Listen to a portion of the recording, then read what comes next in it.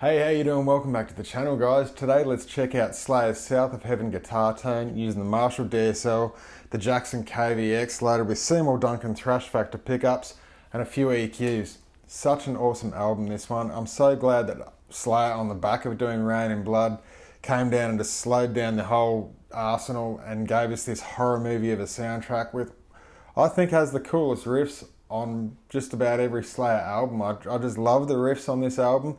The solos aren't the greatest. I think Seasons tops it with guitar solos, but for riffs, this one is absolutely evil. It's so demonic.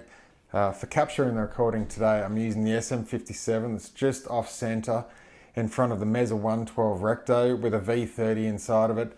And I've got the isolation cabbed over the top just to keep things really quiet.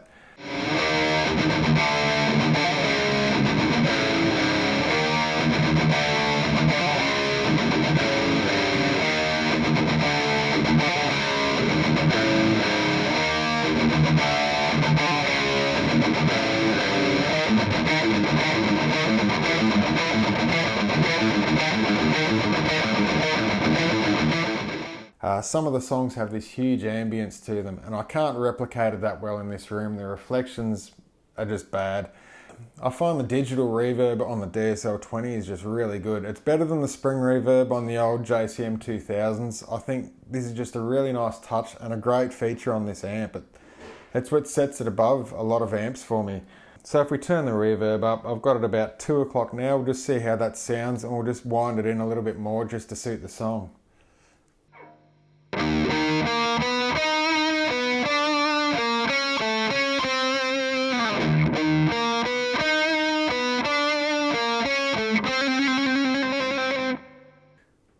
I'll give it full.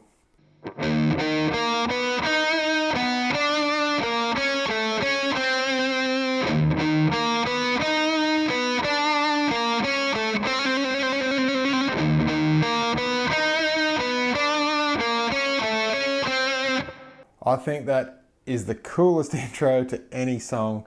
When they originally recorded that song to give it that chimey effect, they actually doubled it with a steel string guitar, it sounds like. But that on its own, I think it's so cool that Jeff comes in with that harmony.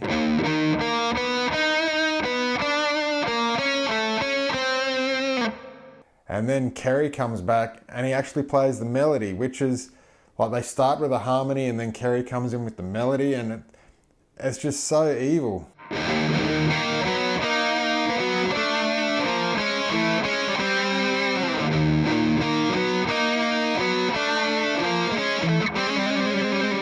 I just think it's a perfect intro to any song. It's just so evil, it's slow, it's like this big breakdown, but it's just the perfect notes. It just goes to show you don't need a whole lot of notes to make something sound cool. I think for riff writing, it was their finest hour, just coming up with these riffs. They're just amazing. Something that was cool about all Slayer's riffs was it was an achievable tone for most of us kids growing up. And so we could all sort of try and replicate and play along and sound like the garage band that Slayer sort of started out being, I suppose. But on the Marshall DSL20, it does it perfectly. I've got the gain wound back a little bit because it's not a really intense, distorted tone. The mids I've got pushed all the way, and the treble and the presence I've just wound back a little bit just to get that sharper top end off. And that's about all that's going on with the Marshall DSL.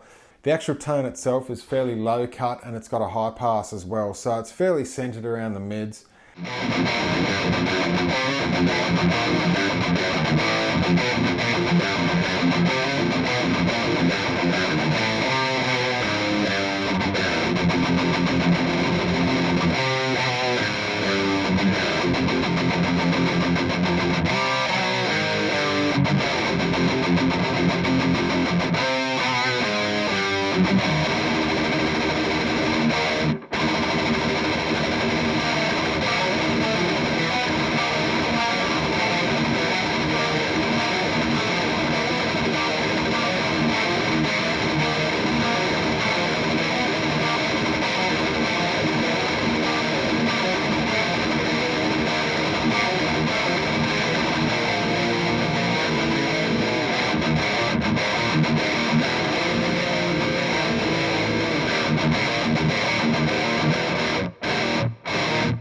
checking out what stomps we're using and where. On the floor here, I've got the Boss NS2 noise suppressor in the front end and effects loop like we always do, using that 4-cable method. And so adding gain to the front end of the amp, we've got the MXR 6-band EQ, and really I'm just pushing and adding gain to those mid frequencies there, just like Jeff and Kerry did. And above that, we've got the MXR 10-band EQ, and that's only running through the effects loop. And really there I'm just sculpting the tone just to replicate how it is on the album. And it's really cutting the highs and lows. We're boosting the mids a little bit and cutting the mids slightly at about that 1K. So anyone nerded out and just wants to see how the DSL sounds on its own, I'll turn off the MXR6 and the 10 band, the DSL on its own, and the SM57.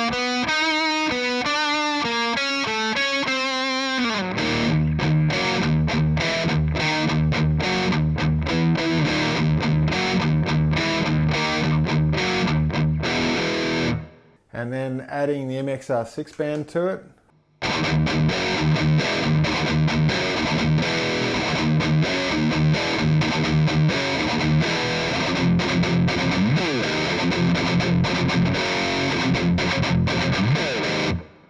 And now kicking in the 10-band.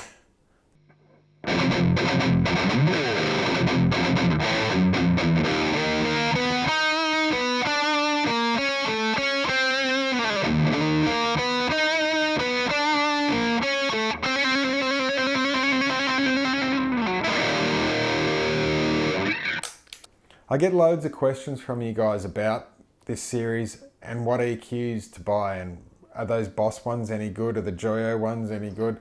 I really don't know. I guess they are. I guess they're fine. I've heard the Joyo ones, they're a bit cheaper. They will generate a bit of noise if you're trying to push frequencies, but as long as you're scooping things out or taking frequencies away, they should be fine. Things shouldn't get noisier than just standard. I've always just used the MXR EQs, and I bought the 6-band years back when I read in the Guitar World columns that Dime had an MXR 6-band and he used it in the front end and so forth, and so I bought it then and I've really enjoyed it since. I only really used it as an EQ in the front to work as an overdrive. I just really like the 10-band and the effects loop. It's just got a really good place there, and I find in most scenarios when I'm sculpting these tones, I'm just taking a little bit out at the 1K region and just boosting those low mids a little bit more, and it just adds a great flavour to that tone. And so all that being said, guys, hope you enjoyed today. Have a chat about Slayer. Ollie wasn't rude. Take care, guys. See you next week. Bye.